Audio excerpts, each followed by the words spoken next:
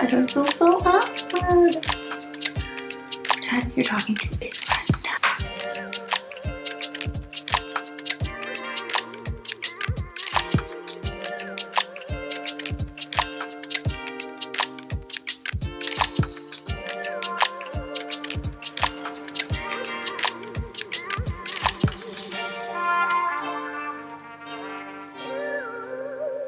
Hi everyone, my name is Veguilla-Lezan and I'm a local creative based out of Illinois, right outside of Chicago. I figured I was going to start and launch a studio vlog. I want to take you through the day in the life of a freelance creative. I do multiple things, including graphic design and illustration, but I also work with clients in the social media and the marketing world. I have a corporate background. I've been a professor for the last 8 years, and I recently took the leap to full-time freelance. It's definitely a change, and I think it'll be a new and a good adventure.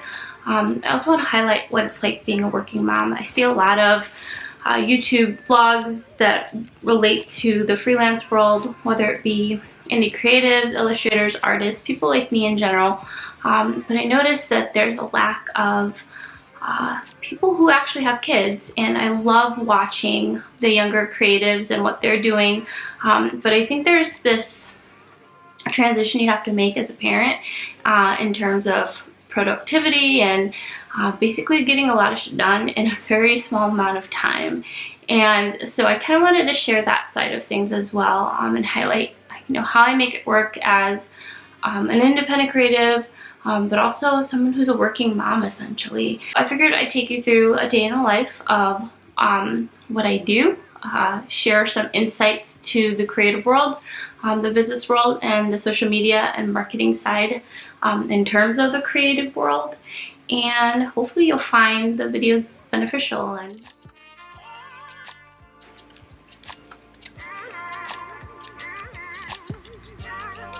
capabilities and how to kind of overcome imposter syndrome, which is something that I really struggle with now. But education is definitely important, and education can come from a variety of different things. So it's about midday. I'm about halfway through my to-do list. I have a few more things that I need to finish today. I launched some sticker packs and a digital planner outside of the work that I do with my freelance clients. I also run some e-com shops, specifically using platforms like Etsy and Society6, Redbubble, and primarily the Creative Market, which is one of my favorite places to place my products on. They have a great community, and I've seen some really great growth over the last year that I've been submitting products to them. Today, I've actually been working on finalizing the launch of a digital planner. I've been a planner for a while. I love making to-do lists and things like that, and I found that using my graphic design background to make my own, printables made a lot of sense. I got to create pretty to-do lists for myself, and then this past year I thought, why not share that with the world? So I've been releasing these printer plannables, bullet journal style printables and things like that using Etsy and Creative Market.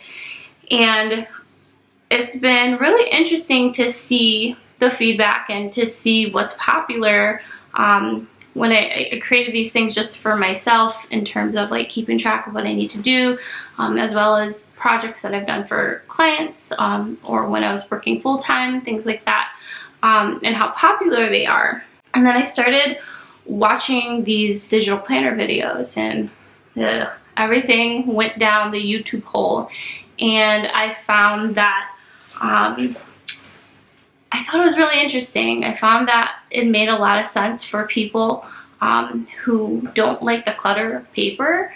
I love stationery, don't get me wrong. I love stationery. I love making stickers. I create stickers too from my Etsy shop and stuff like that. But you know, in a day and age where it's important to really think about our impact on the planet and the world and be eco-friendly and things like that, it makes a lot of sense. So in addition to some of like the paper product stuff that I've been creating, I wanted to make something that was digital. So I kind of embarked on this like 2-week-long journey to try and figure out how to make these things. I have an iPad. I use it a lot for my illustration work, and I work primarily in Procreate, but then I also use Affinity Designer. And I found 1,000,001 tutorials, and I basically taught myself how to design these digital journals. It's not a lot different than what I would normally do in terms of the graphic design side of things. But on this journey, I decided at the very beginning that I was going to make this transition from Adobe products to the Affinity products. And so I have been having some issues with my laptop. I have a license that I paid for many years ago, and I've been running CS6 for the longest time on my MacBook, and all of a sudden the last couple of months, like over the summer, I ran into some issues with my InDesign not working. It would crash. I'd get these error messages. For a while I'd get these pop-ups saying that like I had a pirated version of my software, which I did not. I paid a lot of money for this dang software that I wanted to use into perpetuity, but obviously Adobe wasn't having that.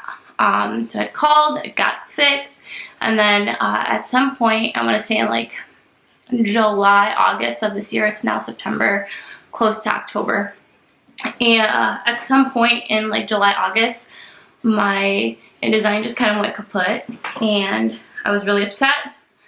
I called Adobe customer service. They were not very nice to me. They basically told me I needed to buy the Creative Cloud. I was like, guys, I spent all this money. Like, I want to use this for as long as I can. And they're not releasing updates for a lot of that software. So for those of you who are struggling, like I have been struggling when it comes to the Adobe products, I could get it, everything is becoming subscription based, but in reality, I feel like it just nickels and dimes creatives, like especially creatives like me. I'm an independent freelancer, and if you know, yes, if you absolutely 100% need to use an Adobe product, then yes, it's worth the $50 a month to license it. But like I said, I have had this license and I paid a lot of money for it, and I was just frustrated with how customer service basically treated me. So I was like, I'm going to find a different product to use that will be beneficial to me. And like I said, I've been using Affinity Designer on my iPad. So I was like, let me look more into this Affinity company. There's a few YouTubers that have talked about them. I was like, you know, this sounds really interesting. I know I have this product on my iPad. Let me look more into the products. And basically, they're fantastic. They're an absolutely amazing alternative to the Adobe products. Mind you, I've only really been training on them for about a month, but they are immaculately similar. If you know how to use Adobe products, transitioning to the Affinity products will be like super easy for you. It took me about 2 weeks of full-blown working on projects only in these programs to try and teach myself and figure things out, and it's very intuitive and it feels very similar to Adobe. Obviously it's not Adobe, but you know, they're making it as a competitor to Adobe. So it was very intuitive for me to learn, and I just figured that I'd share that with other creatives out there, just because I know how expensive software can be, and I know how important software often is to those of you who are graphic designers or creatives that work using design software, and it's just I loved it. So working on designing this planner in a new software that I was learning at the same time, and it took like 2 weeks for me to make this thing, which is it was a lot slower than I planned. It was a bit of a learning curve, but I figured it out. I think it turned out really pretty. It kind of made it really feminine. I'm planning on designing some more masculine options and different styles, and I'm also a surface pattern designer, so a lot of the work that I do with graphic design, illustration, basically combines into the work that I do as a surface pattern designer. For a long time I was mostly working on fabrics, but now I've ventured out into seeing if I can pitch and license out my work to a broader spectrum of different products, not just fabric, but things like notebooks. And this is actually a really fun way to do it in a digital format. I released that today. I loaded it up on Etsy, I loaded it up on Creative Market, and in the process I kind of created 2 products in one, so I missed a week of loading. I usually load every week for both sites to get at least 1 or 2 products live. I missed a week because it took me so long to finish this, but I ended up making 2 products in one anyways, because not only did I create a planner, I also wanted to create this fun little sticker pack that people could use in the planner. I try to do work for myself and work that will expand my knowledge in addition to the the work that I do day in and day out with clients. So the rest of today, I'm going to be working on prepping some illustrations for an updated portfolio. This week I was transitioning out of my old full-time job and into prep work for freelance, and I also had a bunch of other stuff that I had to do for the kids, so it ended up kind of being shot in terms of being able to actually do illustration work this past couple weeks. So that means that I have all of 2 weeks to try and get 10 really good, strong illustrations, and then some smaller spot illustrations that I can feature in an updated version of my illustration portfolio. That's one of my big, huge goals in the next 2 years, is to try and illustrate a children's book, and then eventually I'd like to write my own. Before my freelance career, within the creative world and marketing world, I was a journalist writing about fashion here in Chicago, and I ended up launching a digital magazine called Half Stack, which is actually, if you watch past videos on this channel, you'll see all the work that we did.